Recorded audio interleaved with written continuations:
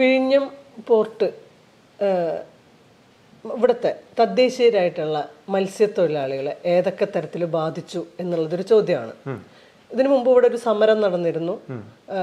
അതിനെ ക്രിമിനലൈസ് ചെയ്യാനാണ് ഭരണകൂടം ശ്രമിച്ചത്. അന്ന് കുറെ ഒത്തുതീർപ്പ് ഫോർമുലകൾ ഉണ്ടാക്കിയിരുന്നു. ഇപ്പോൾ നോക്കുമ്പോൾ അത് ഒന്നും നടപ്പാക്കിയിട്ടില്ല എന്നുള്ള ആരോപണങ്ങൾ വരുന്നുണ്ട്.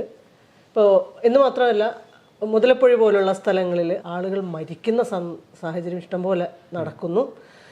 തൊഴിൽ നഷ്ടം സംഭവിക്കുന്നു. പാരിസ്ഥിതികമായിട്ടുള്ള പ്രത്യേകതകൾ ഇവരെ ഡയറക്റ്റ് ബാധിക്കുന്നു. തൊഴിൽ നഷ്ടം സംഭവിക്കുന്നു. അങ്ങനെ പല തരത്തിലാണ്, സാമൂഹികമായും സാമ്പത്തികമായും തൊഴിൽപരമായും രാഷ്ട്രീയമായിട്ടും ഒക്കെ ഇവിടുത്തെ തദ്ദേശീയരായ മത്സ്യത്തൊഴിലാളികളെ ബാധിക്കുന്നുണ്ടെന്നുള്ളതാണ് വാസ്തവം. ഇതിനെ നമ്മൾ എങ്ങനെ വിലയിരുത്താം?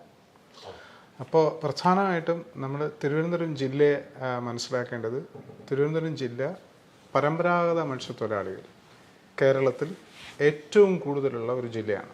ഏറ്റവും കൂടുതലെന്ന് പറയുമ്പോൾ കേരളത്തിൻ്റെ 1/3 പരമ്പരാഗത മത്സ്യത്തൊഴിലാളികൾ ഉള്ള ഒരു സമൂഹമാണ് തിരുവനന്തപുരം ജില്ലയിലുള്ളത്. അപ്പോൾ പരമ്പരാഗത മത്സ്യത്തൊഴിലാളികൾക്ക് പ്രത്യേക അവകാശങ്ങളുണ്ട്, അവരുടെ തൊഴിലിൻ്റെ രീതിയുടെ പ്രത്യേകതകളുണ്ട്. അതാണ് ഒരു പ്രധാന ഇത്. കേരളത്തിന്റെ കണക്കനുസരിച്ച് കേരളത്തിൽ ഈ പരമ്പരാഗത മത്സ്യത്തൊഴിലാളികൾ, ഞാൻ എല്ലാവർക്കും മനസ്സിലാവാൻ വേണ്ടി ചോദിക്കുന്നതാണ്, പരമ്പരാഗത മത്സ്യത്തൊഴിലാളികളും അല്ലാത്തവരുമായിട്ടുള്ള ഡിഫറൻസ് എന്താണ് ശരിക്കും? പരമ്പരാഗത മത്സ്യത്തൊഴിലാളികൾ എന്ന് പറയുമ്പോൾ പ്രധാനമായിട്ടും ഈ അവരുടെ ശരീരം കൊണ്ട് ജോലി ചെയ്യുന്നവരാണ്. എന്നുവെച്ചാൽ മീൻ പിടിക്കാനും ഒക്കെ ആയിട്ട് ശരീരം തന്നെ, കൈ തന്നെ ഉപയോഗിക്കുന്ന, കായികമായിട്ട് തൊഴിൽ ചെയ്യുന്നു എന്നുള്ളതാണ്. അതാണ് ഒരു പ്രധാന വ്യത്യാസം. അവർ ഈ തീരത്തു നിന്ന് കടലിലോട്ട് പോകാൻ ചിലപ്പോൾ എഞ്ചിനോ വള്ളവോ ഉപയോഗിക്കുമായിരിക്കും. പക്ഷെ അവിടെ മീൻപിടുത്ത രീതികൾ പ്രധാനമായിട്ട് കായികമാണ്. വല എറിഞ്ഞാലും ചൂണ്ട വലിച്ചാലും വല വലിച്ച് കയറ്റിയാലും അതൊക്കെ കായികമായിട്ട് ചെയ്യുന്നതിനെയാണ് നമ്മൾ പ്രധാനമായിട്ടും പരമ്പരാഗത മത്സ്യബന്ധനം എന്ന് പറയുന്നത്. മറ്റത് മെക്കനൈസ്ഡ് ഫിഷിംഗ് ആണ്. മെക്കനൈസ്ഡ് ഫിഷിംഗ് എന്ന് പറയുമ്പം പരമ്പരാഗതം ചെറിയ വ്യത്യാസം വരുന്നുണ്ട്. മെഷീൻസ് ഉപയോഗിച്ച് മീൻ പിടിക്കുന്നു എന്നുള്ളതാണ്. അപ്പോൾ മത്സ്യത്തൊഴിലാളികളായിരിക്കും അതിലുള്ളത്, മീൻ പിടിക്കാൻ ആളുകളുണ്ടാവും. പക്ഷെ ഈ വല വലിച്ചു കയറ്റുന്നതും ഒക്കെ ചിലപ്പോൾ പൂർണ്ണമായോ അല്ലോ ഭാഗികമായോ മെഷീൻസ് ആയിരിക്കും. ഇപ്പോൾ ട്രോളിംഗ് ബോട്ട് ഒരു ഉദാഹരണമാണ്. അത് പരമ്പരാഗത മത്സ്യബന്ധനമല്ല. റിങ്സീൻ, അതുപോലെ തന്നെ പേഴ്സിൻ വലകൾ, അടക്കം കൊല്ലി വലകളെന്ന് വലിയ വലിയ ചെറിയ കണ്ണികളുള്ള, വളരെ ചെറിയ കണ്ണികൾ, വളരെ ചെറിയ മീനിനെ പോലും ഉള്ളിലോട്ട് ആക്കുന്ന, ഈവൻ മീനിന്റെ മത്സ്യത്തൊഴിലാളികൾ പറയുന്ന മീനിന്റെ കുഞ്ഞുങ്ങളെ പോലും മുട്ടകൾ അടിയോടെ വാരിയെടുക്കുന്ന അത്തരത്തിലുള്ള മത്സ്യബന്ധന രീതി. പിന്നെ മറ്റൊരു വ്യത്യാസം എന്ന് പറഞ്ഞാൽ പരമ്പരാഗത മത്സ്യബന്ധനം എപ്പോഴും സ്മോൾ സ്കെയിലാണ്, മറ്റത് ലാർജ് സ്കെയിലാണ്. ഇത് 2, 3, 4, 5 അങ്ങനെയായിരിക്കും ഒരു വള്ളത്തിൽ പണിക്ക് പോകുന്നത്. മറ്റത് 20, 30, 50 അങ്ങനെ. അതാണ് ഇതിന്റെ ഒരു പ്രധാനപ്പെട്ട വ്യത്യാസം. അപ്പൊ അങ്ങനെ ഏറ്റവും കൂടുതൽ പരമ്പരാഗത മത്സ്യത്തൊഴിലാളി, ഒരു പക്ഷേ ഒരു ചെറിയൊരു ശതമാനം ഒഴിച്ചു കഴിഞ്ഞാൽ, മുതലപ്പുഴ കേന്ദ്രീകരിച്ചുള്ള ഒരു ചെറിയൊരു ശതമാനം ഒഴിച്ചു കഴിഞ്ഞാൽ പൂർണ്ണമായും പരമ്പരാഗത മത്സ്യബന്ധനം തന്നെ നടത്തുന്ന ഒരു വിഭാഗം, ജനവിഭാഗമാണ് ഇവിടെ തിരുവനന്തപുരത്തെ മത്സ്യത്തൊഴിലാളികൾ. കേരളത്തിന്റെ രജിസ്ട്രേഷൻ, അതായത് രജിസ്റ്റേർഡ് മത്സ്യത്തൊഴിലാളികളുടെ ലിസ്റ്റ് എടുക്കുമ്പോൾ 55,000-ൽ കൂടുതൽ പേരാണ് തിരുവനന്തപുരം ജില്ലയിൽ നിന്ന് രജിസ്റ്റർ ചെയ്തിട്ടുള്ളത്. മൊത്തത്തിൽ കേരളത്തിൽ രജിസ്ട്രേഷൻ എന്ന് പറയുന്നത് മത്സ്യത്തൊഴിലാളികളുടെ എണ്ണം എന്ന് പറഞ്ഞാൽ 1,86,000 പേരാണ്. അതിലാണ് 55,000 പേര്. അപ്പോൾ വലിയൊരു സമൂഹമാണ്. അപ്പോൾ ഈ ഒരു വലിയൊരു സമൂഹം മത്സ്യത്തൊഴിലാളികൾ, അവരെ ആശ്രയിക്കുന്ന കുടുംബങ്ങൾ. ഇപ്പോൾ 55,000 രജിസ്റ്റേർഡ് മത്സ്യത്തൊഴിലാളികൾ എന്ന് പറയുമ്പോൾ ഏറ്റവും കുറഞ്ഞ ഒരു 40 മുതൽ 50,000 വരെ കുടുംബങ്ങളുണ്ടാവും. ഇവരെ ആശ്രയിച്ച് ജീവിക്കുന്ന ഒരു കുടുംബങ്ങളുണ്ടാവും. ഞാനത് കുറയ്ക്കാൻ കാരണം ഒരു കുടുംബത്തിന് 2-3 ചിലപ്പോൾ പണിക്ക് പോകുന്നവരുണ്ടാവും. പക്ഷെ എങ്കിലും 40,000-40,000 കുടുംബങ്ങൾ മത്സ്യബന്ധനത്തെ ഈ രജിസ്റ്റർ മത്സ്യത്തൊഴിലാളി. ഇനി ഇത് കൂടാതെ അനുബന്ധ തൊഴിലുകളുണ്ട്. ഈ മത്സ്യത്തൊഴിലാളികളെ ആശ്രയിച്ച് ഉദാഹരണത്തിന് ഇവരുടെ തൊഴിൽ യാനങ്ങൾ വിൽക്കുന്നവരുണ്ട്. ചൂണ്ട അതുപോലുള്ള യാനങ്ങൾക്ക് വേണ്ടുള്ള മണ്ണെണ്ണ വിൽക്കുന്ന അനുബന്ധ തൊഴിലാളികൾ, മെഷീൻ റിപ്പയർ ചെയ്യുന്ന തൊഴിലാളികൾ, അത് വലിയൊരു ശതമാനമാണ്. ഇവരെക്കാളും കൂടുതലാണ്. അതായത് ഈ 55,000 രജിസ്റ്റേർഡ് ഫിഷേഴ്സിനേക്കാളും കൂടുതലാണ് അനുബന്ധ തൊഴിൽ ചെയ്യുന്ന ആളുകൾ. പല രീതിയിലാണ് അവർ അനുബന്ധ തൊഴിൽ ചെയ്യുന്നവർ. ചിലരെയൊക്കെ രജിസ്റ്റേർഡ് ഫിഷേഴ്സായിട്ട് അംഗീകരിച്ചിട്ടുണ്ട്, പക്ഷെ ചിലരെ ഒന്നും അംഗീകരിച്ചിട്ടില്ല.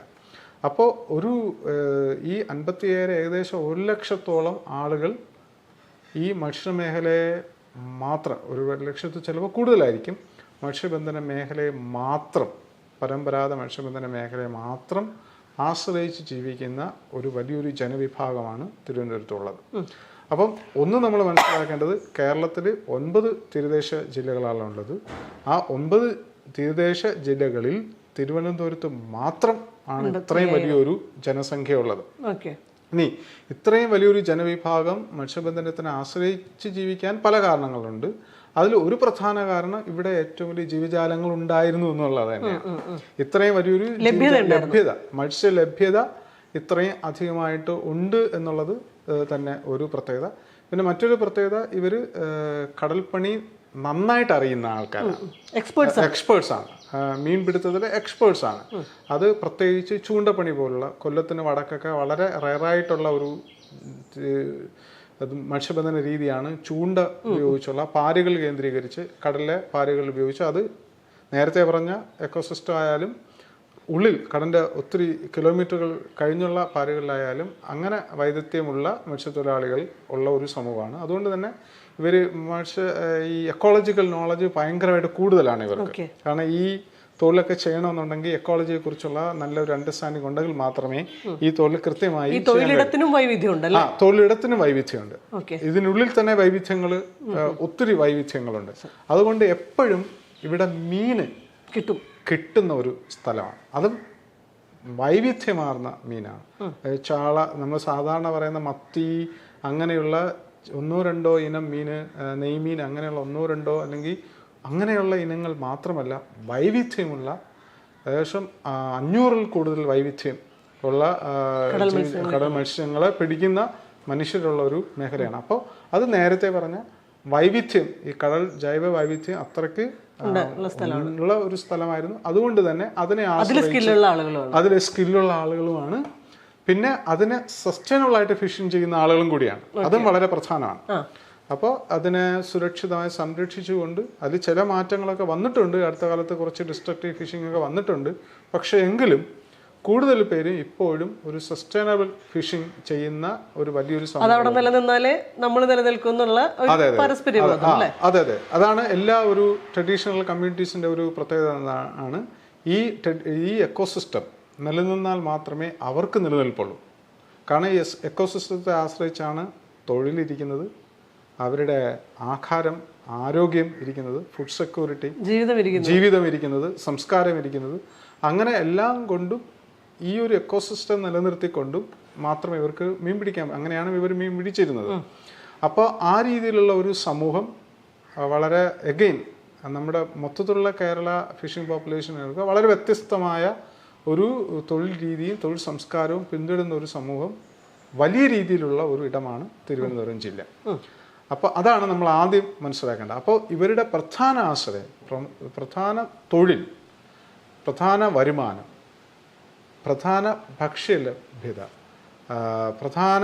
അതായത് അവരുടെ എല്ലാ തരത്തിലും അവരുടെ സാമ്പത്തികം, അവരുടെ ഡൊമസ്റ്റിക് എക്കോണമി, അവരുടെ local economy, house hold economy എന്ന് പറഞ്ഞാൽ കടലിലെ ജീവിത രീതിയാണ്. അതിനാണ് ഇപ്പോൾ ഏകദേശം ഒരു മരണമണി മുഴങ്ങുന്നു. ഇത് ഇപ്പോഴത്തെ സർക്കാർ, പിണറായി വിജയന്റെ നേതൃത്വത്തിലുള്ള സർക്കാർ മുമ്പ് പ്രതിപക്ഷമായിരുന്ന സമയത്ത് 6000 കോടി രൂപയുടെ അഴിമതി ആരോപിച്ച ഈ പദ്ധതി, ആ സമയത്ത് ദേശാഭിമാനി പത്രം എഴുതിയത് പോർട്ട് കടൽ കൊള്ളയെന്നും മത്സ്യബന്ധനത്തിന് മരണമണി മുഴങ്ങുന്നു എന്നാണ്. ആക്ച്വലി അതാണ് ഇപ്പൊ സംഭവിക്കുന്നത്. അന്ന് ദേശാഭിമാനി പറഞ്ഞതുപോലെ കാര്യങ്ങൾ നടക്കുന്നു എന്നുള്ളതാണ്. ഉച്ചത്തിലായിട്ടുണ്ട്. അതെ, ഭയങ്കരമായിട്ട് തന്നെ മരണമണി മുഴങ്ങുന്നു എന്നുള്ള രീതിയിൽ തന്നെ പറയുന്ന രീതിയിലോട്ട് ബാധിച്ചിട്ടുണ്ട്. ഇനി പ്രധാനമായിട്ട് നമ്മൾ നേരത്തെ ഇത് വിഴിഞ്ഞത്തെ സവിശേഷത പറഞ്ഞു. ധാരാളം വൈവിധ്യമുള്ള ജീവജാലങ്ങളുടെ വൈവിധ്യമുള്ള, അത് എല്ലാ വൈവിധ്യമുള്ള മീനിനെയും ആളുകൾ പിടിക്കാറില്ല. കുറച്ച് മാത്രമാണിത്. മറ്റേത് സംരക്ഷിച്ച് കുറച്ച് എന്തായാലും ഈ 85% ഇമ്മൂവബിൾ സ്പീഷീസിനെ ഇവർ പിടിക്കാറില്ല. ജനറലി അത് അങ്ങനെ തന്നെ. കാരണം അത് മറ്റേതിന് ഫീഡിങ് അതിന്റെ നിലനിൽപ്പിന് കാരണമാകുന്നത് തന്നെ. അപ്പോൾ സൈക്കിളിനെ മനസ്സിലാക്കിക്കൊണ്ട് അതെ ആ സൈക്കിളിനെ കൃത്യമായി മനസ്സിലാക്കിക്കൊണ്ട് അതിന്റെ പ്രജനനം എപ്പോ അത് മെച്യൂരിറ്റി എത്തും, എപ്പോഴാണ് അതിന്റെ അവസാനം, ഇങ്ങനെയൊക്കെ കൃത്യമായി മനസ്സിലാക്കേണ്ട അവൈലബിലിറ്റി എപ്പോഴായിരിക്കും, അതൊക്കെ കൃത്യമായി മനസ്സിലാക്കിക്കൊണ്ട് തന്നെ മീൻ പിടിക്കുന്ന ഒരു ജനത. ഇനി വിഴിഞ്ഞം ഈ പോർട്ട് പണി നടക്കുന്നത് വളരെ പ്രത്യേകത എന്ന് പറഞ്ഞാൽ തൊഴിൽപരമായി വളരെ പ്രത്യേകതയുള്ള ഒരു സ്ഥലം കൂടിയാണ്. പ്രത്യേകിച്ച് മൺസൂൺ സമയങ്ങളിൽ ജൂൺ, ജൂലൈ, ഓഗസ്റ്റ് മാസങ്ങളിൽ മറ്റ് അവിടെ തീരത്തു നിന്നും കടൽക്ഷോഭം കാരണം നേരത്തെ പറഞ്ഞാൽ കടൽ നല്ല ശക്തമായ ഉള്ള ഒരു സമയമായതുകൊണ്ട് അവരുടെ തീരങ്ങളിൽ നിന്നും കടൽ പണിക്ക് പോകാൻ പറ്റാത്ത ഒരു സാഹചര്യം വരുന്ന സമയത്ത് ഈ തിരുവനന്തപുരം ജില്ലയിലെ മുഴുവൻ ആൾക്കാരും അവിടെ ഇവിടെ തേങ്ങാപട്ടണം ഹാർബർ വരുന്നതിന് മുമ്പ് കന്യാകുമാരി ജില്ലയിലെ ഒരു കുറച്ച് ശതമാനം ആൾക്കാരും കടലിലെ പ്രധാനമായി ആശ്രയിച്ചിരുന്നത് വിഴിഞ്ഞം ഫിഷിംഗ് ഹാർബർ. അത് വിഴിഞ്ഞം ഫിഷിംഗ് ഹാർബറിനെ ആശ്രയിച്ച് മീൻ പിടിക്കുമ്പോൾ നമ്മൾ ശ്രദ്ധിക്കേണ്ട ഒരു കാര്യം, അവർ ഒത്തിരി ഉള്ളിൽ പോയല്ല മീൻ പിടിക്കുന്നത്, ഈ മനുഷ്യൻ തീരക്കടലാണ്. കാരണം ഫിഷ് അവിടെ അവൈലബിൾ ആയിരുന്നു.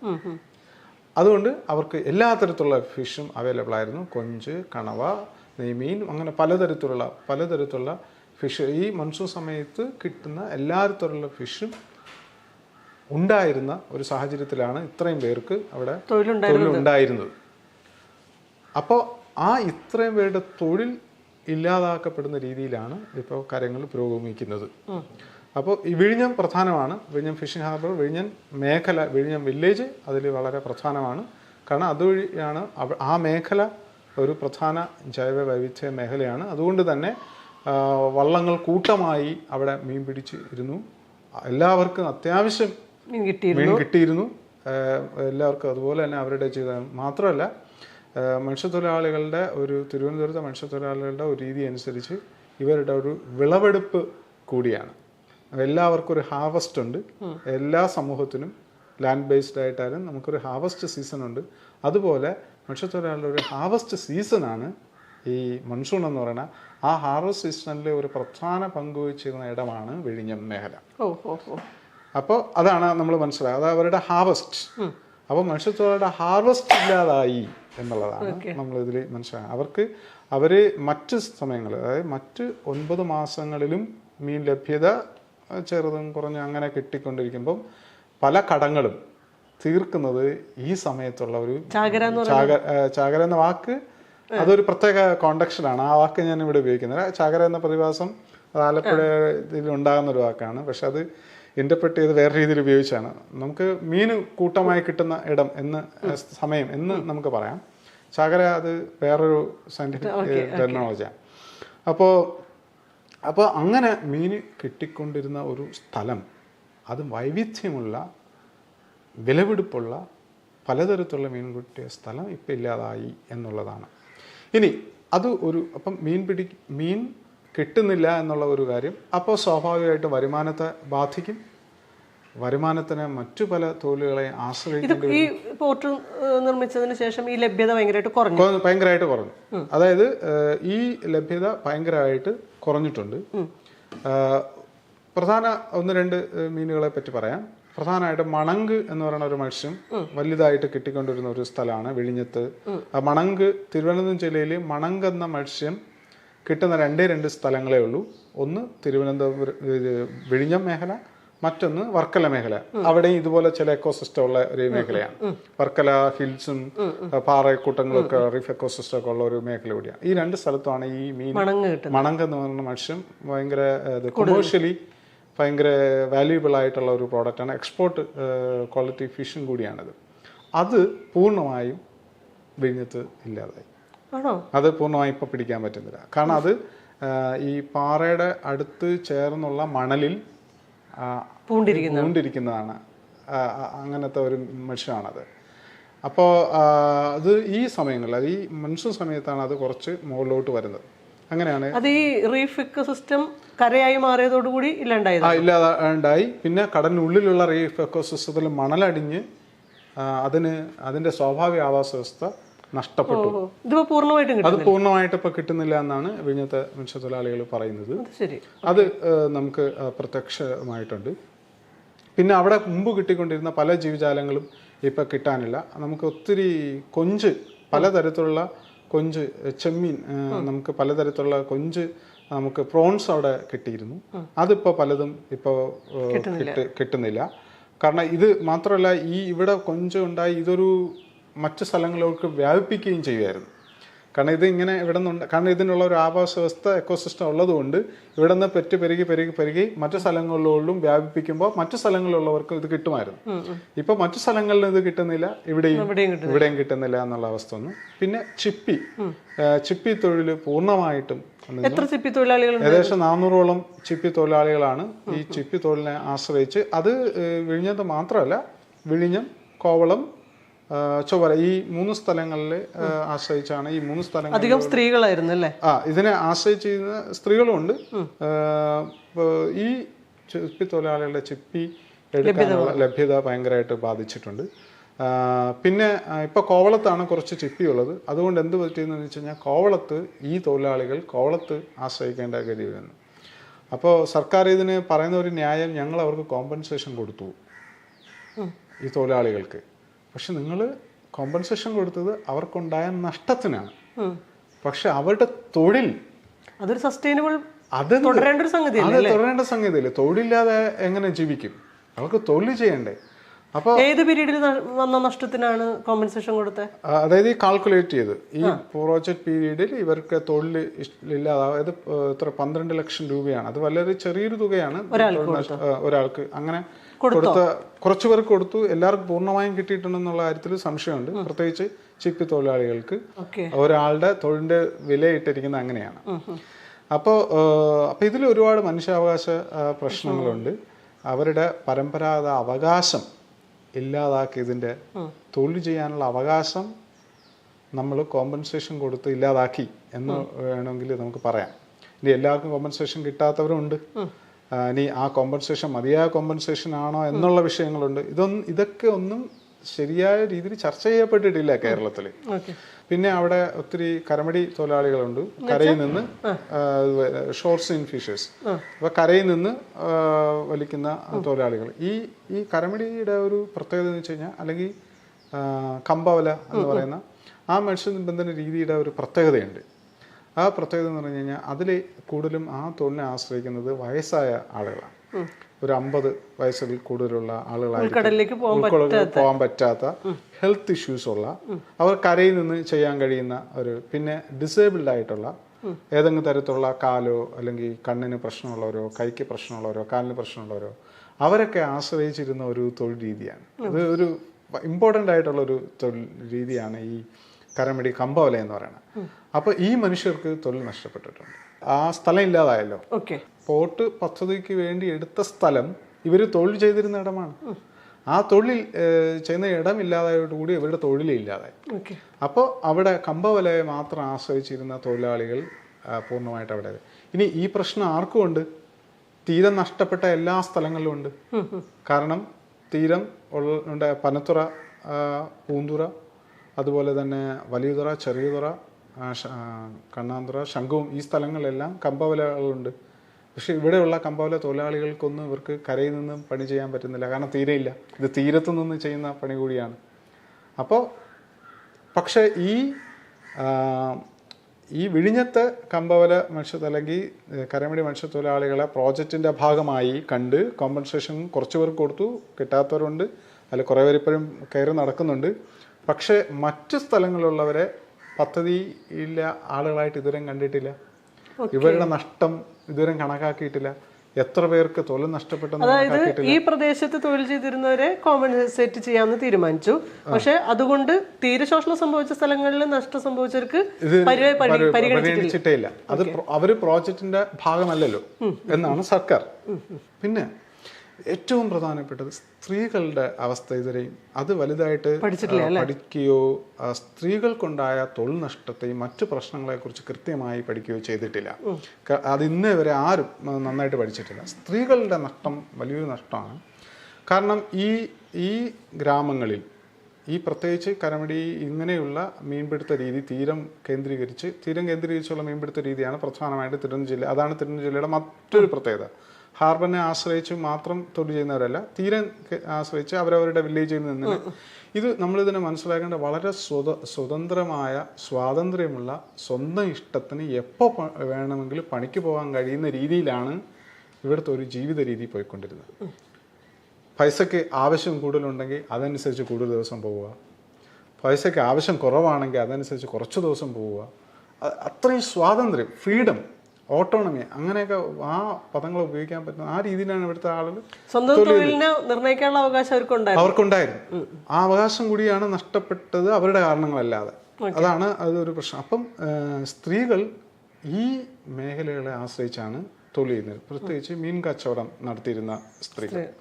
അപ്പോൾ ഇവർക്ക് ഇപ്പോൾ വിഴിഞ്ഞത്തെ സ്ത്രീകളെ എടുക്കുകയാണെങ്കിൽ വിഴിഞ്ഞത്തെ മത്സ്യബന്ധനം നടത്തിയ അല്ലെങ്കിൽ ഇത് കച്ചവടം നടത്തിയിരുന്ന സ്ത്രീകളെ സംബന്ധിച്ചിടത്തോളം അവർക്കിപ്പോൾ മീൻ കിട്ടാനില്ല. കാരണം അവർ ഇവരിൽ നിന്നാണ് മീൻ എടുത്തുകൊണ്ടിരുന്നത്. അവർക്ക് വലിയ ഇൻവെസ്റ്റ്മെൻ്റ് ഇല്ലാതെ ചെറിയ ഇൻവെസ്റ്റ്മെൻറ്റിൽ ഒക്കെയാണ് അവർ ചെയ്തിരുന്നത്. അങ്ങനെ ഒരു പ്രത്യേക സംസ്കാരം കൂടെ ഉണ്ട്. സ്ത്രീകൾക്ക് കടം കൊടുക്കുന്ന ഒരു സംസ്കാരമുണ്ട്. സ്ത്രീകളായതുകൊണ്ട് അവർക്ക് കടം കൊടുത്തിട്ട് പിന്നീട് കൊടുത്താൽ മതി, ഇവർ കാശ് വിറ്റിട്ട് പിന്നെ അങ്ങനത്തെ ആ സംസ്കാരം കൂടി ഇല്ലാതാക്കപ്പെട്ടുകൊണ്ടിരിക്കുകയാണ്. അങ്ങനെ കുറേ നല്ല സംസ്കാരം ഇതിൻ്റെ ഉള്ളിലുണ്ട്, തൊഴിൽ സംസ്കാരം കൂടി ഇല്ലാതായി. അപ്പോൾ ഈ സ്ത്രീകളെ സംബന്ധിച്ചിടത്തോളം ഇവർക്ക് മീൻ കിട്ടുന്നില്ല. അപ്പോൾ ഇപ്പം നമുക്ക് ഇത് ഗ്രാമങ്ങൾ കേന്ദ്രീകരിച്ച് അല്ലെങ്കിൽ ബീച്ച് കേന്ദ്രീകരിച്ച് അവരവരുടെ സ്ഥലങ്ങളിൽ തന്നെ കച്ചവടം നടത്താനുള്ള സ്വാതന്ത്ര്യം ഇവർക്ക് നഷ്ടപ്പെട്ടിട്ടുണ്ട്. ഇനി ഒത്തിരി പേര് കോവിഡിന് ശേഷം ഒരുപാട് പേര് മീൻ കച്ചവടത്തിന് ഇറങ്ങിയെങ്കിലും പക്ഷേ എല്ലാവർക്കും ഇപ്പോൾ തൊഴിൽ ചെയ്യാൻ പറ്റാത്തൊരു സാഹചര്യമുണ്ട്. കാരണം മീൻ അവൈലബിൾ അല്ല, അല്ലെങ്കിൽ അവരവരുടെ സ്ഥലത്തു നിന്ന് തന്നെ അവൈലബിൾ ഫിഷ് ഇല്ല.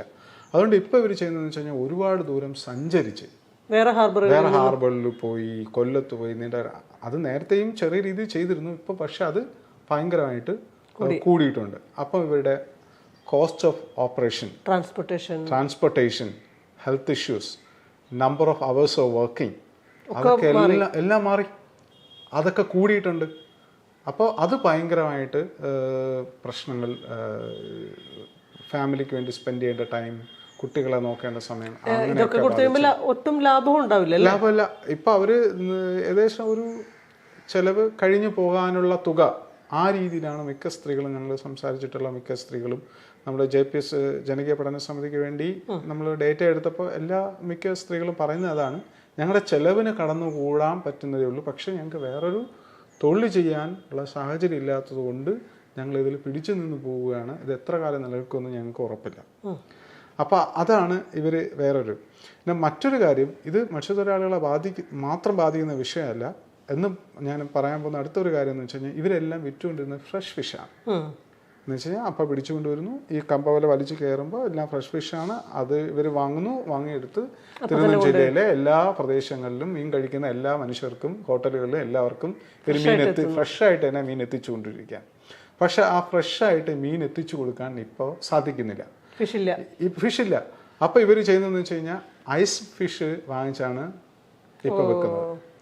ഇനി ഇവർ പോകാത്ത സ്ഥലങ്ങളിൽ മറ്റ് ആണുങ്ങൾ തന്നെ, സ്കൂട്ടറുള്ളവർ, വണ്ടിയുള്ളവർ, മുതൽ മുടക്കാൻ കഴിയുന്ന ആണുങ്ങൾ തന്നെ ഫിഷ് എടുത്ത് വിൽക്കാൻ തുടങ്ങി. ഇവരുടെ ഏരിയ നഷ്ടപ്പെട്ടു.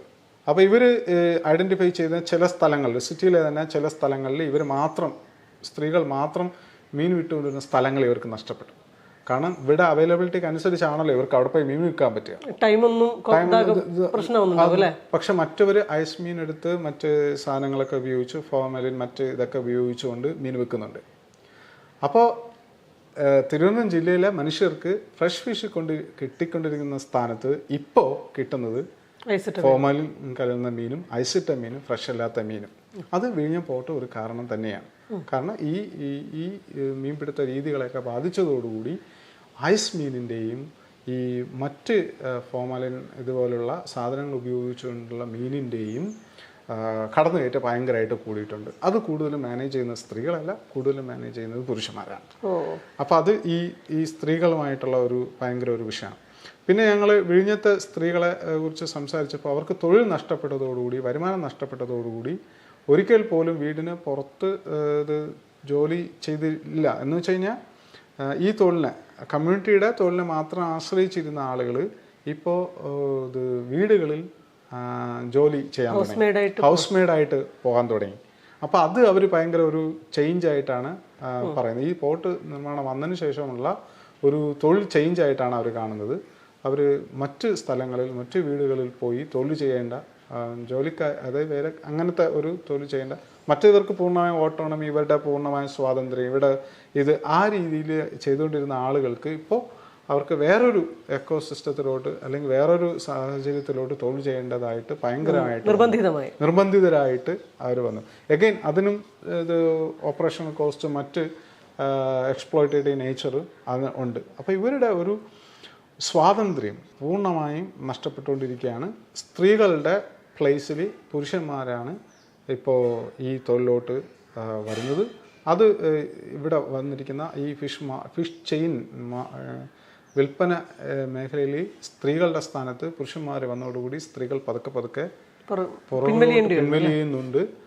ഒരു വശത്ത് വേറെ വരുമാനം ഇല്ലാത്തതുകൊണ്ട് മീൻ വിൽക്കാൻ പോകാനുള്ള എണ്ണം കൂടുകയും, മറുവശത്ത് ഇവർ ചെയ്തിരുന്ന തൊഴിലിടങ്ങൾ നഷ്ടപ്പെട്ടതോടുകൂടി ഉണ്ടാകുന്ന പ്രശ്നം, ഇങ്ങനെ സങ്കീർണമായിട്ടുള്ള ഒരു പ്രശ്നം ഇവിടെ നടക്കുന്നുണ്ട്. പക്ഷെ ഇതിനെ കുറിച്ച് കേരളത്തിലെ ലേബർ തൊഴിൽ മന്ത്രിയോ തൊഴിൽ വകുപ്പോ ഇതിനെക്കുറിച്ച് കൃത്യമായി ഇതുവരെ പഠനം നടത്തുകയോ അതിനുവേണ്ടിയുള്ള പരിഹാര മാർഗങ്ങൾ ഇന്നേ വരെ നിർദ്ദേശിച്ചിട്ടില്ല. അപ്പം ഇതൊരു വലിയൊരു പ്രശ്നമാണ്. പിന്നെ നമുക്ക് തൊഴിൽ നഷ്ടം എന്ന് മറ്റൊരു രീതിയിൽ മീൻ പിടിക്കാൻ പോകുന്ന ആണുങ്ങൾക്ക്, പുരുഷന്മാർക്ക് ഉള്ളിൽ മീൻ പിടിക്കാൻ പോകുന്നവർക്ക് ഉണ്ടായ നഷ്ടം എന്ന് വെച്ച് കഴിഞ്ഞാൽ, പണ്ട് ഇവർക്ക് തീരക്കടലിൽ തന്നെ മീൻ അവൈലബിൾ ആയിരുന്നു. പക്ഷെ ഇപ്പോൾ ഇവർക്ക് കൂടുതൽ ഉൾക്കടലിൽ പോകേണ്ടി വരുന്നു. 35, 50, 100 കിലോമീറ്റർ ഇവരുടെ ചെറിയ യാനത്തിൽ മീൻ പിടിക്കേണ്ട അത് പോസിബിൾ ആണോ? ഈ പരമ്പരാഗത വള്ളത്തിൽ അത്രയും ദൂരം പോകാൻ പറ്റും. കാരണം ഇവർ ആ രീതിയിൽ സ്കിൽഫുൾ ആണ്. കാലാവസ്ഥാ പ്രശ്നങ്ങൾ ഭയങ്കരമായിട്ട് ഉണ്ടായില്ലെങ്കിൽ ഒരു പരിധിവരെയൊക്കെ ഇവര് റെസിലിയന്റ് ആണ്, ഈ വിൻഡിനെയൊക്കെ കോമ്പീറ്റന്റ് ആണ്. അതുകൊണ്ട് അവർക്ക് മാനേജ് ചെയ്യാൻ പറ്റും. പക്ഷെ കാലാവസ്ഥ പ്രശ്നങ്ങൾ ഉദാഹരണം ഓഹി പോലെയുള്ള കൊടുങ്കാറ്റ് ഉണ്ടാകുകയാണെങ്കിൽ, ഇവർ മീൻ പിടിച്ചിരിക്കുന്ന സമയത്ത് ഭയങ്കരമായിട്ട് ഉണ്ടാകുകയാണെങ്കിൽ, മരിച്ചത് വിഴിഞ്ഞകടലിൽ പോയവരാണ്. 35 കിലോമീറ്റർ 30 to 35 കിലോമീറ്റർ ആ മേഖലയിൽ മീൻ പിടിച്ച മനുഷ്യരാണ് അന്ന് അവർക്ക് കരയിലോട്ട് തിരിച്ചു വരാൻ പറ്റാതെ മരിച്ചത്. 95% കൂടുതൽ ആളുകളും അങ്ങനെയുള്ളവരാണ്. അപ്പൊ അത് ഈ തീരക്കടലിൽ മീൻ ലഭ്യത ഇല്ലാതായത് കൊണ്ടാണ് അവർക്ക് കൂടുതൽ ആഴക്കടലിൽ അവർ റിസ്ക് എടുക്കുന്നു. അവരുടെ യാനങ്ങൾക്ക് കഴിയാത്തതിന് അപ്പുറത്തേക്ക് അവർ റിസ്ക് എടുത്ത് മീൻ പിടിക്കുന്നു. അവരുടെ ലൈഫ് ഇൻ ഡേഞ്ചർ. അഗൈൻ മനുഷ്യജീവൻ തന്നെ ഇൻ ഡേഞ്ചറാണ്. അവർ കരയിൽ മരിക്കുന്നതിന് പകരം കടലിൽ മരിക്കുന്ന അവസ്ഥയിലോട്ട് ഓഖിയുടെ ഇമ്പാക്റ്റ് ആ രീതിയിൽ കൂടി നമ്മൾ വിഴിഞ്ഞ പോർട്ടിന്റെ കൂടി ഒരു ഇമ്പാക്റ്റ് ആയിട്ട് മനസ്സിലാക്കണം. കാരണം തീരത്ത് മീൻ കിട്ടിക്കൊണ്ടിരുന്ന ആളുകൾ തീരത്ത് മീൻ പിടിച്ചുകൊണ്ടിരുന്നു. അവിടെ മീൻ ലഭ്യത ഇല്ലാതായപ്പോൾ മനുഷ്യർക്ക് ജീവിക്കണം, ഉൾക്കടലിലോട്ട് നിർബന്ധിതമായി. അപ്പൊ കാലാവസ്ഥ പ്രശ്നങ്ങൾ വന്നപ്പോൾ അവർ തിരിച്ചു വരാൻ പറ്റാത്ത രീതിയിൽ കൊല്ലപ്പെടേണ്ടി വന്നു. അപ്പൊ ഇതൊരു അങ്ങനെ തൊഴിൽ നഷ്ടം, ഓപ്പറേഷണൽ കോസ്റ്റ് ഭയങ്കരമായിട്ട് കൂടും. ഇനി ഇത് കടലിൻ്റെ എക്കോളജിയെ ബാധിക്കുകയും ചെയ്യും, മറൈൻ ബയോഡൈവേഴ്സിറ്റിയെ ബാധിക്കും. കാരണം എന്ന് വെച്ച് കഴിഞ്ഞാൽ ഓപ്പറേഷണൽ കോസ്റ്റ് കൂടിയതോടുകൂടി ഇവർക്ക് അധികമായി മീൻ പിടിക്കേണ്ടി വരും. അത് കടലിന്റെ സുസ്ഥിരതയെ ബാധിക്കും. നേരത്തെ ഇവർ സുസ്ഥിരമായി മീൻ പിടിച്ചുകൊണ്ടിരുന്നവരാണ്. കാരണം കുറച്ച് മീൻ മതി, ഇത്രയും മതി, അന്നത്തേക്ക് ഉള്ളതും പിന്നെ സേവിങ് അങ്ങനെയൊക്കെ മതി. പക്ഷെ ഇപ്പൊ അങ്ങനെയല്ല, ചെലവിനെങ്കിലും മീൻ പിടിക്കണ്ടേ? കാരണം ഇവിടെ ഓപ്പറേഷണൽ കോസ്റ്റ് ഉള്ളിലോട്ട് പോകുമ്പോഴുള്ള ചെലവ് കവർ ചെയ്തെങ്കിലും മീൻ പിടിച്ചിട്ട് വരണം. അതിനുവേണ്ടി ഇപ്പൊ 2-3 ദിവസം തങ്ങി മീൻ പിടിക്കുന്നവരുണ്ട്. നേരത്തെ തങ്ങല് മീൻ പിടിക്കാൻ പോകുന്നവരുണ്ടായിരുന്നു, അതൊരു പ്രത്യേക വിഭാഗമാണ്, അവരുടെ തൊഴിലിന്റെ ഒരു പ്രത്യേകത വെച്ച് പോകുന്നവരാണ്. ഇപ്പൊ അങ്ങനെയല്ല, മീൻ കിട്ടാത്തത് കൊണ്ട് ടു സ്റ്റേ ഫോർ ലോnger ടൈം. അതായത് അന്ന് പോയിട്ട് അന്ന് വരുന്നതിന് പകരം അവരവിടെ തന്നെ ചെലവിനെങ്കിലും കിട്ടട്ടെ എന്നുള്ള രീതിയിൽ പിടിച്ചുകൊണ്ട്. അപ്പോൾ എഗെയിൻ ഇതെങ്ങനെയാണ് ഈ മത്സ്യത്തൊഴിലാളിയുടെ പ്രശ്നം എങ്ങനെയാണ് പൊതുസമൂഹത്തെ ബാധിക്കുന്നത്? പൊതുസമൂഹത്തെ ബാധിക്കുന്നതെന്ന് വെച്ച് കഴിഞ്ഞാൽ പൊതുസമൂഹത്തിന് ഫ്രഷ് ഫിഷ് കിട്ടില്ല. കാരണം ഇത്രയും ഓടി കഴിഞ്ഞ് നേരത്തെ പിടിച്ച ഉടനെ തന്നെ സ്ത്രീകൾ കൊണ്ട് എല്ലായിടത്തും കൊണ്ട് എത്തിക്കുമായിരുന്നു. ഇപ്പോൾ ഇത്രയും ദൂരം കഴിഞ്ഞ് മീൻ പിടിച്ചു കൊണ്ടുവരണം, സ്വാഭാവികമായിട്ട് ഐസ് ഉപയോഗിക്കണം. കാരണം ഇനി ഇവർ തങ്ങിയാണ് മീൻ പിടിക്കുന്നതെങ്കിൽ അതിനനുസരിച്ച് അതിൻ്റെ ഇത് പ്രോസസ്സിംഗ് പരിപാടികൾ ചെയ്യണം.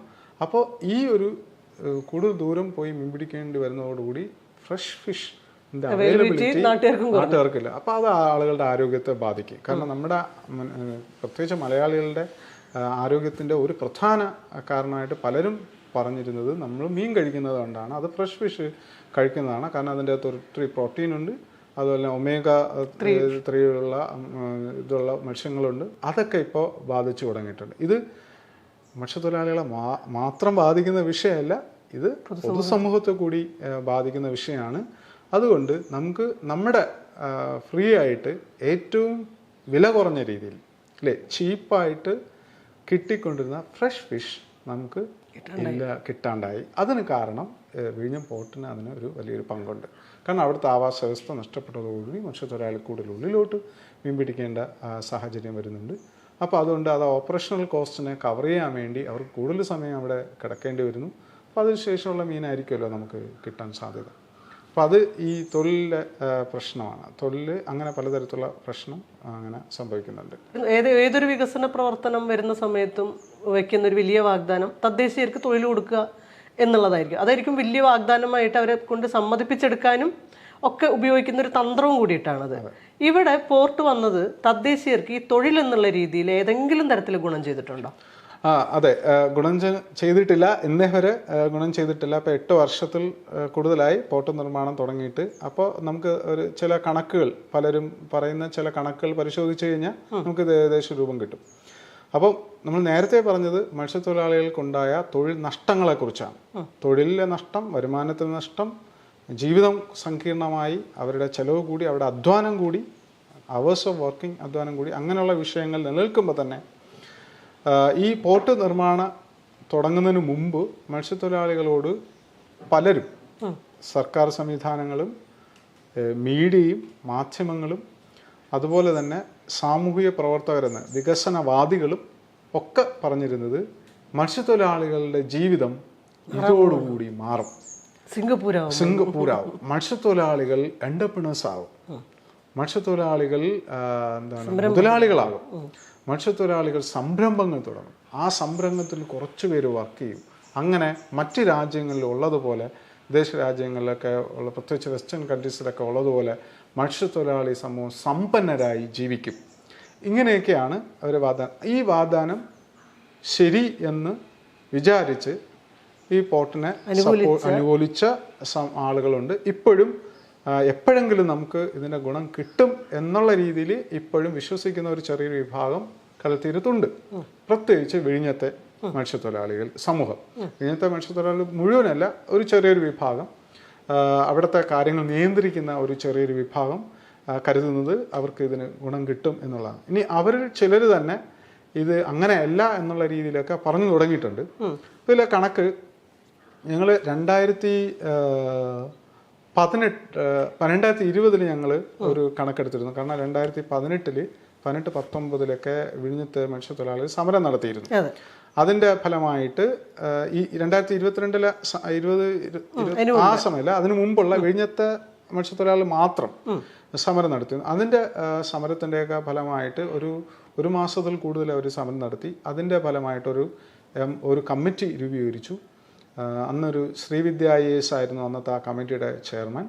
അതിൻ്റെ നേതൃത്വത്തിൽ ചില വാഗ്ദാനങ്ങൾ മത്സ്യത്തൊഴിലാളികൾക്ക് കൊടുത്തിരുന്നു. അപ്പോൾ ആ കമ്മിറ്റിയുടെ വിഴിഞ്ഞം കമ്മിറ്റി റെപ്രസെൻറ്റേറ്റീവ്, അവിടെ ഇടവ കമ്മിറ്റി റെപ്രസെൻറ്റ്, ഞാനും ആ മീറ്റിങ്ങിൽ പങ്കെടുത്തതാണ് പലതവണ.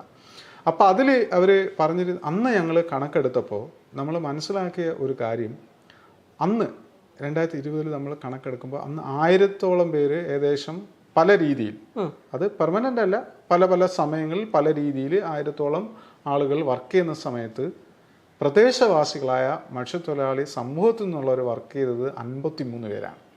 ഓഹോ, ആ സമയത്ത്. ഇത് ഞാൻ പറയുന്നത് 2021 കണക്കാണെന്ന് തോന്നുന്നു, 21, 22 ആ ഒരു സമയത്ത് ഒരു കണക്കാണ്. 53 പേരാണ് വർക്ക് പല സമയങ്ങളിലാണ്. ഇതിന് ഞാൻ പറയുന്നത് ഒരേ സമയം 1000 പേര് വർക്ക് ചെയ്യുകയും അതിൽ ഒരേ സമയം 51 അങ്ങനെയുള്ള കണക്കല്ല. പല പല സമയങ്ങളിൽ പോർട്ടിന്റെ നിർമ്മാണത്തിന്റെ ഈ 8 വർഷത്തെ ചരിത്രത്തില് ആകെ 53 പേര്. ആ സമയത്ത് 2021 കണക്കനുസരിച്ച് 8 വർഷമായിട്ടുണ്ടാവില്ല. ഇല്ല 8 വർഷമായിട്ടുണ്ടാവില്ല. ആ സമയത്ത് 2020-21 ആകുമ്പോൾ ഒരു 5-6 വർഷം ആ ഒരു സമയത്ത് കണക്കെടുത്തപ്പോൾ ഇതാണ് 53 പേരാണ് ആകെ വർക്ക് ചെയ്തത് പ്രദേശവാസികളായി. പക്ഷെ മത്സ്യത്തൊഴിലാളികൾക്ക് വാഗ്ദാനം ചെയ്തിരുന്നത് 50% പേർക്ക് തൊഴിൽ കൊടുക്കുമെന്നായിരുന്നു. എന്ന് വെച്ച് കഴിഞ്ഞാൽ 1000 പേര് ജോലി ചെയ്യുമ്പോൾ 500 പേർക്ക് തൊഴിൽ കൊടുക്കും. കാരണം ഇവർക്ക് അത് ന്യായവുമാണ്. കാരണം ഒരു രീതിയിൽ നോക്കുമ്പോൾ കാരണം ഇവർക്ക് തൊഴിൽ നഷ്ടപ്പെടും. അപ്പോൾ അതിനെ കോമ്പൻസേറ്റ് ചെയ്യാനാണ് ഇവർക്ക് തൊഴിൽ കൊടുക്കുന്നത് ആ രീതി. പക്ഷെ തൊഴിൽ നഷ്ടപ്പെടുകയും ചെയ്തു, പുതിയ തൊഴിൽ കൊടുത്തുമില്ല എന്നുള്ളതാണ് നമ്മൾ മനസ്സിലാക്കുന്നത്. ഇനി പുതിയ ഒരു കണക്കനുസരിച്ച് ഇപ്പോൾ വരുന്നത് ഒരു IDP എന്ന് പറയുന്ന ഒരു കമ്പനിയാണ്. അതിൻ്റെ ആസ്ഥാനം എനിക്കൊന്ന് ഡൽഹി മുംബൈ ആണ് അതിൻ്റെ ആസ്ഥാനം. ആ കമ്പനിയുടെ നേതൃത്വത്തിലാണ് ചില പ്രവർത്തനങ്ങൾ അവിടെ പോർട്ടിൻ്റെ നിർമ്മാണമായിട്ടുള്ള ചില പ്രവർത്തനങ്ങൾ നടന്നത്. ആ കമ്പനി കൊണ്ടുവന്നിരിക്കുന്ന തൊഴിലാളികൾ അവിടെ നിന്നാണ്. ഏകദേശം 300ഓളം തൊഴിലാളികൾ അവിടെ നിന്ന് കൊണ്ടുവന്നതായിട്ടാണ് പറയുന്നത്. ഇനി ഈ അവിടെ തൊഴിൽ ചെയ്യുന്നവർ എത്ര മലയാളികൾ ഉണ്ടായിരുന്നു എന്നതും ചോദിക്കേണ്ട ഒരു ചോദ്യമാണ്. അപ്പോൾ പിന്നെ അതിനുശേഷം ഇപ്പോൾ ആ കമ്പനിയുടെ കരാറ് അവസാനിക്കുകയും അവർക്ക് തന്നെ വീണ്ടും കരാറ് കൊടുത്തതായിട്ടും മനസ്സിലാക്കുന്നുണ്ട്. ഇനി മറ്റൊരു കമ്പനി എന്ന് പറയുന്നത് ഇവിടെ വന്നിരിക്കുന്ന ഒരു കമ്പനി എന്ന് പറയുന്നത് ഗുജറാത്തിലെ നവീൻ ഗ്രൂപ്പിന് പോർട്ട് ഓപ്പറേഷനുമായിട്ടുള്ള നിർമ്മാണത്തിനുള്ള ഇത് കരാറ് കൊടുത്തിട്ടുണ്ട്. അഗൈൻ അത് കേരളത്തിലുള്ള കമ്പനിയല്ല, ഗുജറാത്തിലെ നവീൻ ഗ്രൂപ്പാണ്. അവരും 200ഓളം തൊഴിലാളികളായിട്ട് അവിടെ വന്നിട്ടുണ്ടെന്നാണ് അവിടെ നിന്നുള്ളവർ തന്നെ വന്നിട്ടുണ്ടെന്നാണ് പറയുന്നത്. അതിനുശേഷം വേറൊരു കണക്ക് പറയുന്നത് അവിടെ ഏകദേശം 100-ൽ കൂടുതൽ സെക്യൂരിറ്റി ജീവനക്കാർ വർക്ക് ചെയ്യുന്നുണ്ട്. അതിൽ 7 പേര് മാത്രമാണ് പ്രദേശവാസികളായിട്ടുള്ള ആളുകൾ ജോലി ചെയ്യുന്നത്. പിന്നെ അതുകൂടാതെ ഈ ഹൗസ് കീപ്പിംഗ് അങ്ങനെയുള്ള പലതരത്തിലുള്ള ജോലി ചെയ്യുന്നവരിലും പ്രദേശവാസികളായ ആളുകൾ ചെറിയൊരു ശതമാനം വർക്ക് ചെയ്യുന്നുണ്ട്. അതും വളരെ കുറവാണ്. പിന്നെ അദാനിയുടെ ഓഫീസിൽ തന്നെ, ഈ വിഴിഞ്ഞം പോർട്ടിൻ്റെ ഓഫീസിൽ തന്നെ 100ഓളം പേര് 100 കൂടുതൽ ആളുകൾ വർക്ക് ചെയ്തതായിട്ട് പറയുന്നുണ്ട്. പക്ഷെ അവിടെയും എന്തായാലും ആ ഓഫീസിനകത്ത് പ്രദേശവാസികളെ അകത്ത് കയറ്റി ഇരുത്തി ജോലി ചെയ്യിക്കുക എന്നുള്ള കാര്യം നമുക്ക് സ്വപ്നത്തിൽ പോലും വിചാരിക്കേണ്ട, അതിനുള്ള സാധ്യതയില്ല. അപ്പം ഇനി ഇപ്പോൾ ഈ ഒരു കണക്കനുസരിച്ച് നമ്മൾ നോക്കുമ്പോൾ ഏകദേശം ഒരു 1000ഓളം പേര് തൊഴിൽ ചെയ്യുന്ന ഈ സമയത്തും 2024 ജൂലൈയിലെത്തുമ്പോൾ ഈ സമയത്ത് ഇത്രയും തൊഴിൽ അവിടെ നടക്കുന്ന സമയത്ത്, പല രീതിയിലുള്ള തൊഴിൽ നടക്കുന്ന സമയത്ത് പ്രദേശവാസികളായിട്ടുള്ള ആളുകൾ വളരെ ചെറിയൊരു ശതമാനം ആളുകളാണ് അവിടെ ജോലി ചെയ്യുന്നത്. 2% പോലും ആളുകൾ ജോലി ചെയ്യുന്നതായിട്ട് കാണാൻ കഴിയുന്നില്ല. പക്ഷെ ഇത്തരത്തിലുള്ള കണക്കുകളൊന്നും തന്നെ ചർച്ച ചെയ്യപ്പെടുന്നില്ല. മാധ്യമങ്ങൾ ഈ കണക്ക് പുറത്തുവിടുന്നില്ല. എത്ര മലയാളികൾ അവിടെ വർക്ക് ചെയ്യുന്നുണ്ട്, ആരാണ് ഇവർ, ഈ ജോലി ചെയ്യുന്നവർ ആരാണ്, എന്തൊക്കെ തൊഴിലാണ് അവിടെ നടക്കുന്നത്, ആ തൊഴിലിൽ എത്ര തൊഴിലാണ് മലയാളികൾ വർക്ക് ചെയ്യുന്നത്, അതിൽ എത്ര പേരാണ് പ്രദേശവാസികൾ വർക്ക് ചെയ്യുന്നത്, അല്ലെങ്കിൽ തദ്ദേശ ജനതയിൽപ്പെട്ട ആളുകൾ എത്ര പേരാണ് വർക്ക് ചെയ്യുന്നത്, ഇങ്ങനെയുള്ള കൃത്യമായ കണക്കൊന്നും എടുക്കുക. അത് അക്കൗണ്ടബിൾ ആക്കുന്നില്ല എന്നുള്ളതാണ്. ഒരു രാഷ്ട്രീയ പാർട്ടി പോലും അത് അക്കൗണ്ടബിൾ ഭരണപക്ഷമോ പ്രതിപക്ഷമോ രാഷ്ട്രീയ പാർട്ടികൾ പോലും ഇതിനെ അക്കൗണ്ടബിൾ ആക്കുന്നില്ല എന്നുള്ളത് ഒരു വലിയത്. അപ്പോൾ പ്രദേശവാസികൾക്ക് 2% താഴെ മാത്രമാണ് തൊഴിൽ ലഭിച്ചിരിക്കുന്നു എന്നുള്ള കണക്കാണ് നമുക്ക് കിട്ടിയിരിക്കുന്നത്. അപ്പോൾ ഒരു രീതിയിലും ഇത് വലിയ വാഗ്ദാന ലംഘനം തന്നെ ഇവിടെ നടന്നിരിക്കുന്നുണ്ട്. ഇവരുടെ തൊഴിൽ നഷ്ടപ്പെടുന്നുണ്ട്, ജീവിതം നഷ്ടപ്പെടുന്നുണ്ട്, ആളുകൾ നഷ്ടപ്പെടുന്നുണ്ട്, വരുമാനം നഷ്ടപ്പെടുന്നുണ്ട്. പക്ഷെ പുതുതായി ഉണ്ടാകുന്ന തൊഴിലുകളിൽ ഇവരെ പാർട്ടിസിപ്പേഷൻ ഇല്ല, ഒരു തരത്തിലും ഇവരെ അടുപ്പിക്കാറില്ല എന്നുള്ളതാണ് നമ്മൾ മനസ്സിലാക്കുന്നത്. പിന്നൊരു വിഷയം, ഈ തീരശോഷണം സംഭവിച്ചത് കൊണ്ട് വീട് നഷ്ടപ്പെട്ട ആളുകളുടെ ഒരെണ്ണവും അവരനുഭവിക്കുന്ന പ്രശ്നങ്ങളും അതിനെ ഏതെങ്കിലും തരത്തിൽ കോമ്പൻസേറ്റ് ചെയ്യപ്പെട്ടിട്ടുണ്ടോ? അതിൻ്റെ ഒരു ഡാറ്റ എന്താണ്? അന്ന് നമ്മൾ ഈ സമരം ചെയ്യുന്ന സമയത്ത് മത്സ്യത്തൊഴിലാളികൾ രൂപതര നേതൃത്വം സമരം തിരുവനന്തപുരം അതിരൂപതര നേതൃത്വം സമരം ചെയ്യുന്ന സമയത്ത് കൊടുത്തിരുന്ന ഒരു വാഗ്ദാനം, 7 വാഗ്ദാനങ്ങൾ നടപ്പിലാക്കുമെന്നായിരുന്നു അന്ന് പറഞ്ഞിരുന്നത്. അതിൽ ഒരു വാഗ്ദാനമായിരുന്നു ഇവർക്ക് വീട് നഷ്ടപ്പെട്ടവർക്ക് പുതുതായിട്ട് വീട് കൊടുക്കുകയോ അല്ലെങ്കിൽ വാടക വീടുകളിൽ താമസിക്കുന്നവർക്ക് വാടക കൊടുക്കുകയോ ചെയ്യുമെന്നുള്ളത്. കണക്കനുസരിച്ച് ഏകദേശം 278 വീടുകളുടെ കണക്ക് കൃത്യമായി എടുത്തിട്ടുണ്ട് ഞങ്ങളുടെ ഈ സ്റ്റഡിയുടെ ഭാഗമായിട്ട് എടുത്തിട്ട്. അപ്പം നമ്മൾ മൊത്തം മേഖല വീട് നഷ്ടപ്പെട്ട പ്ലോട്ട് നിർമ്മാണത്തിന് ശേഷം വീട് നഷ്ടപ്പെട്ട ഒരു കണക്കെട് 300-ൽ കൂടുതൽ വീടുകളാണ് പൂർണ്ണമായോ ഭാഗികമായോ നഷ്ടപ്പെട്ടിരിക്കുന്നത്. അപ്പോൾ ഇത് നമ്മൾ 300ഓളം വീടുകളെന്ന് പറയുന്നത് 2016 ശേഷമുള്ളതാണ്. അതുകൊണ്ട് അതിനു മുമ്പ് വീടുകൾ മൺസൂൺ സമയത്ത് ചില സമയത്ത് വീടുകൾ പോയിട്ടുണ്ട്. ആ കണക്കല്ല പറയുന്നത്. ഈ വന്നതിന് ശേഷം നിർമ്മാണത്തിന് ശേഷം നഷ്ടപ്പെട്ട വീടുകൾ, അത് ഓരോ വർഷത്തെ കണക്കെടുത്തിട്ടുണ്ട്. ഏതൊക്കെ സമയത്താണ് വീടുകൾ പോയതിനെ കുറിച്ച് കൃത്യമായി എടുത്തിട്ടുണ്ട്. അവിടെ കാലാവസ്ഥാപരമായ പ്രശ്നങ്ങൾ, അതായത് ഇവിടുത്തെ ശാസ്ത്ര സമൂഹം പറയുന്നത് പോലെ ഇത് നമ്മുടെ ശാസ്ത്ര സമൂഹം പറയുന്നത് പോലെയുള്ള നമ്മുടെ ഈ സൈക്ലോൺ ഉണ്ടാകുന്ന സമയത്തുള്ള നഷ്ടമല്ല ഇത്. സൈക്ലോൺ ഉണ്ടായ സമയത്ത് വീടുകളൊന്നും നഷ്ടപ്പെട്ടിട്ടില്ല എന്നാണ് നമ്മൾ മനസ്സിലാക്കുന്നത്. ആ നഷ്ടമല്ല, സാധാരണ കാലാവസ്ഥയുള്ള സമയത്ത് നിർമ്മാണങ്ങൾ കാരണം അവിടെ നഷ്ടപ്പെട്ട ഈ വീടുകളുടെ കണക്കെന്ന് 300-ൽ കൂടുതൽ വീടുകളാണ്. അപ്പോൾ ഈ വീട്ടിലെ മനുഷ്യരുടെ ജീവിതം എന്ന് പറയുന്നത് വളരെ ദയനീയമാണ്. അവരോട് കാണിക്കുന്ന വളരെ ക്രൂരമാണ്. ഇത് സ്വമേധയാ മനുഷ്യാവകാശ സംഘടനകളോ മനുഷ്യാവകാശ സ്ഥാപനങ്ങളോ സ്വമേധയാ ഇതിന് കേസെടുത്ത് അതിൻ്റെ നടപടികൾ ചെയ്യേണ്ടതായിരുന്നു. അത് ഇന്നേവരെ ചെയ്തിട്ടില്ല എന്നാണ് അറിയുന്നത്. അപ്പോൾ ഈ മനുഷ്യരിൽ ചില ആളുകൾക്ക് വാടക കിട്ടിയിട്ടുണ്ട്. അതും സാധാരണ വാടകയിൽ നിന്ന് കുറവായിട്ടാണ് ഇവർക്ക് കിട്ടുന്നത്. എന്നാലും ചെറിയൊരു തുക ഇവർക്ക് വാടകയായിട്ട് കിട്ടിയിട്ടുണ്ട്. ചിലർക്ക് ഇപ്പോഴും കിട്ടുന്നതായിട്ട് മനസ്സിലാക്കുന്നു. പക്ഷെ ഇവരെല്ലാം ഈ വാടകയ്ക്ക് വേണ്ടി കയറി ഇറങ്ങണം, ഓഫീസ് കയറി ഇറങ്ങണം എന്നുള്ള ഒരു ദുരവസ്ഥ നിലനിൽക്കുക തന്നെ ചിലർക്ക് കിട്ടുന്നു എന്നുള്ളതാണ്. ചിലർക്ക് വീട്, അതായത് മുട്ടത്തറ ഒരു ഇതുണ്ട്, അവിടെ സർക്കാരിൻ്റെ ഒരു ഫ്ലാറ്റ് ഉണ്ട്. ആ ഫ്ലാറ്റിനകത്ത് ചിലർക്ക് വീടുകൾ കൊടുത്തിട്ടുണ്ട്, വീടുകൾ വാഗ്ദാനം ചെയ്തിട്ടുണ്ടെന്നാണ്. ഇനി അവിടെയും ചില പ്രശ്നങ്ങളുണ്ട്. അവിടെ നന്നായിട്ടല്ല നിർമ്മിച്ചിരിക്കുന്നത്, അവരുടെ ഇലക്ട്രിസിറ്റി ശരിയല്ല, വേസ്റ്റ് മാനേജ്മെൻറ്റിന് ഫെസിലിറ്റി ഇല്ല, അങ്ങനെയുള്ള വിഷയങ്ങൾ അവിടെ നിലനിൽക്കുന്നുണ്ട്. അങ്ങനെ കുറച്ച് പേർക്ക്, വളരെ ചെറിയൊരു ശതമാനം ആളുകൾക്ക് മാത്രമാണ് ഇവിടെ വീട്. ഇനി ഈ ഫ്ലാറ്റ് എന്ന് പറഞ്ഞാൽ ഇവരുടെ ഉടമസ്ഥ അവകാശമല്ല, ഇവർ ടെനർ മാത്രമാണ്.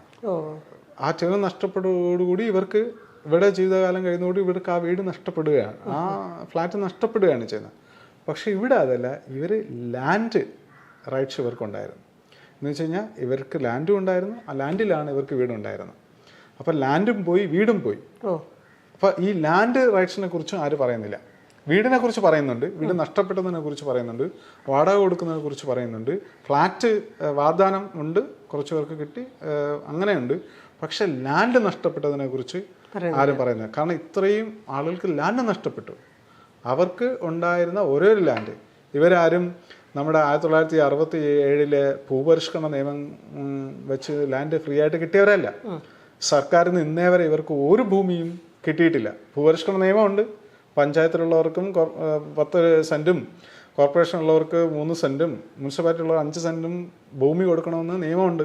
പക്ഷെ അന്ന് ഇന്നേ വരെ ആ നിയമം അനുസരിച്ച് 1 സെൻറ്റ് ഭൂമി പോലും കിട്ടാത്ത ഈ മനുഷ്യർക്ക് അവരുടെ ഉള്ള ഭൂമി പോലും നഷ്ടപ്പെട്ടിരിക്കുകയാണ്.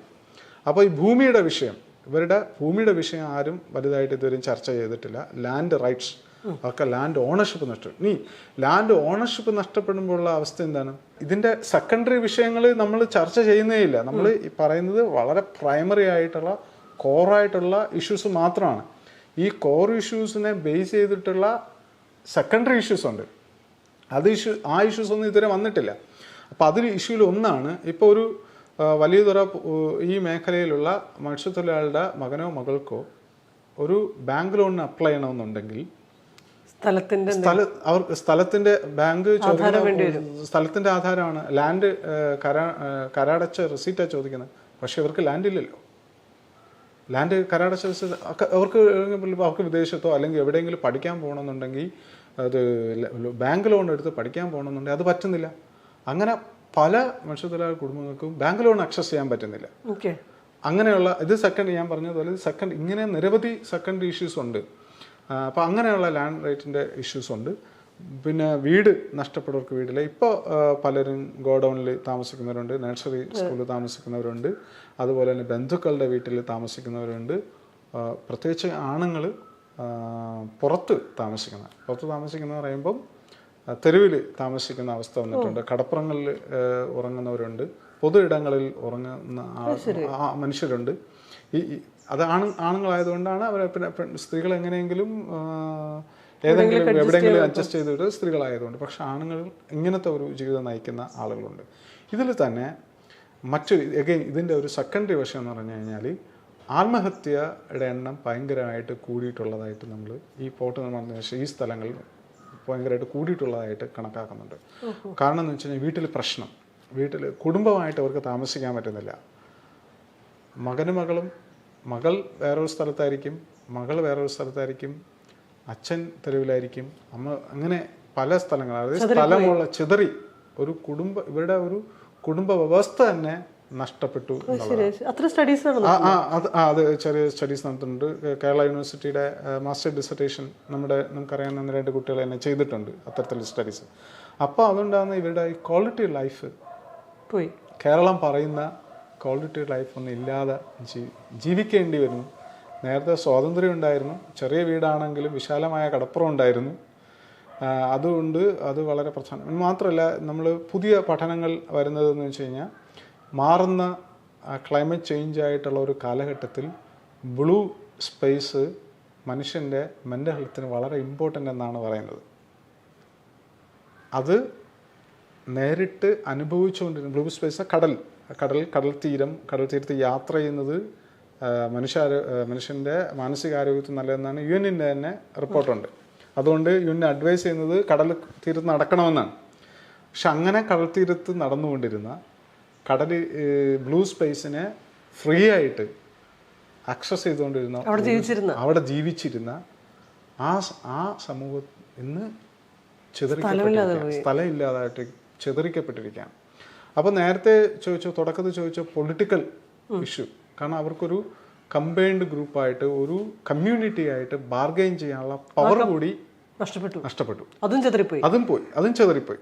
ആ ബാർഗെയിനിങ് പവർ കൂടി നഷ്ടപ്പെട്ടുകൊണ്ടിരിക്കുക. അപ്പോൾ പൊളിറ്റിക്കലി ഓൾറെഡി വീക്കാണ്, പൊളിറ്റിക്കലി വീണ്ടും വീക്കായി, അതെ, പലതരത്തിൽ ചിതറിച്ച് നശിപ്പിച്ച് ഞെക്കി പിഴിഞ്ഞ് കൊന്നുകൊണ്ടിരിക്കുകയാണെന്ന് വേണമെങ്കിൽ പറയാം.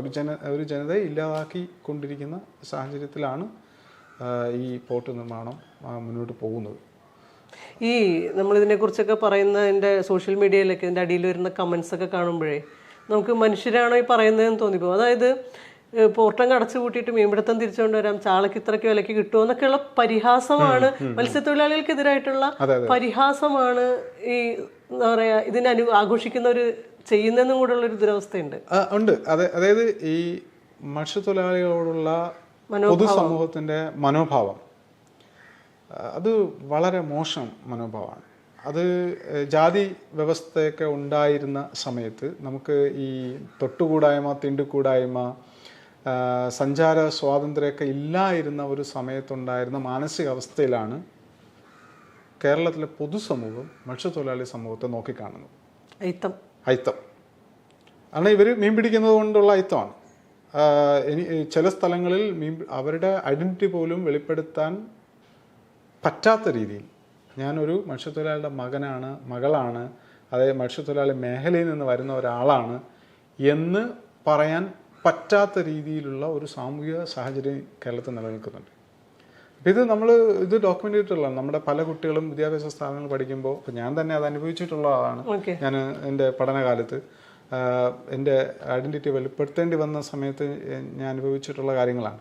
പക്ഷെ ഇത് കുറച്ചും കൂടി ഭീകരമായി. ഇപ്പം ഈ പോർട്ട് നിർമ്മാണം കൂടി വന്നപ്പോൾ നേരത്തെയുള്ള അയിത്തം, നേരത്തെയുള്ള ഈ മത്സ്യത്തൊഴിലാളികളോടുള്ള ഇവര് മോശക്കാരാണ്, ഇവര് സംസ്കാരം ഇല്ലാത്തവരാണ്, ഇവര് നമ്മളെ പോലെ പ്രോഗ്രസീവ് മൈൻഡായിട്ട് ചിന്തിക്കാത്തവരാണ്. ഈ പ്രോഗ്രസീവ് മൈൻഡ് ഇല്ലാത്ത ആൾക്കാരാണ് ലക്ഷക്കണക്കിന് ആൾക്കാരെ ഈ പ്രളയ സമയത്ത് രക്ഷിച്ചത്. അത് പക്ഷെ അപ്പം തന്നെ മറന്നു, ആ ഒരു വർഷം കൊണ്ട് അതങ്ങ് പോയി.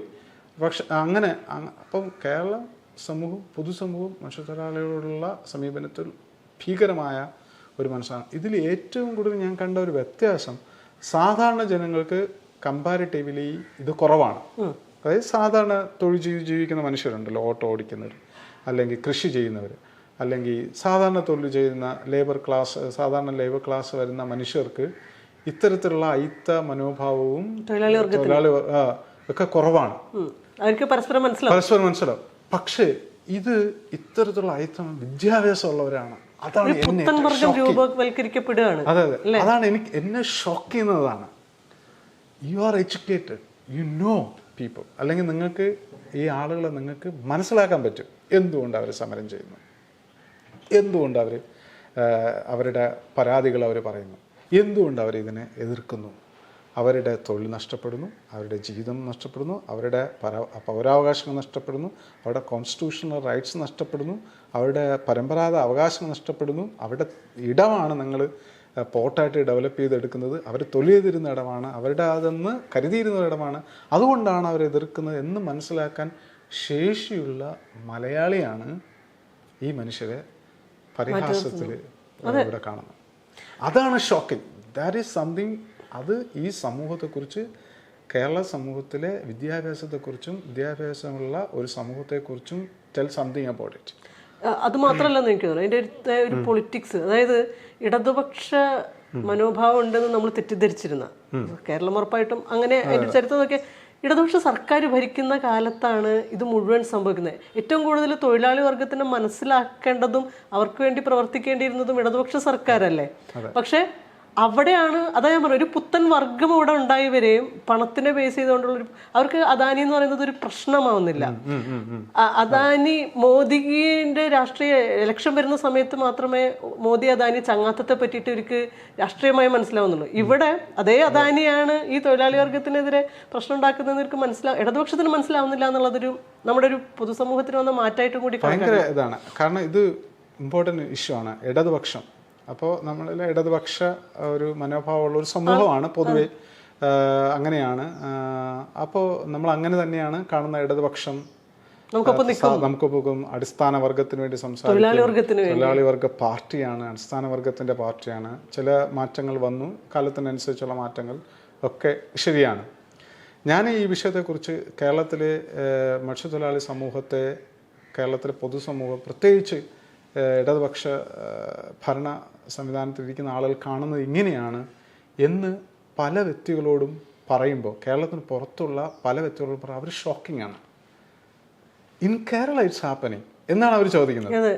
കേരളത്തിൽ അങ്ങനെ സംഭവിക്കുന്നു? കേരളത്തിലോ ലെഫ്റ്റ് ഉണ്ടല്ലോ, അവിടെ ലെഫ്റ്റിന് വളരെ പ്രസക്തിയുള്ള ഒരു സ്ഥലമല്ലേ? ശരിയാണ്, ലെഫ്റ്റിന് പ്രസക്തിയുള്ള. ഞാൻ പറഞ്ഞ ആ ലെഫ്റ്റ് പോയി, ആ ലെഫ്റ്റ് ഇപ്പം ഇല്ല, ആ ലെഫ്റ്റ് പോയി. മനുഷ്യരായി കാണുന്ന ലെഫ്റ്റ് പോയി.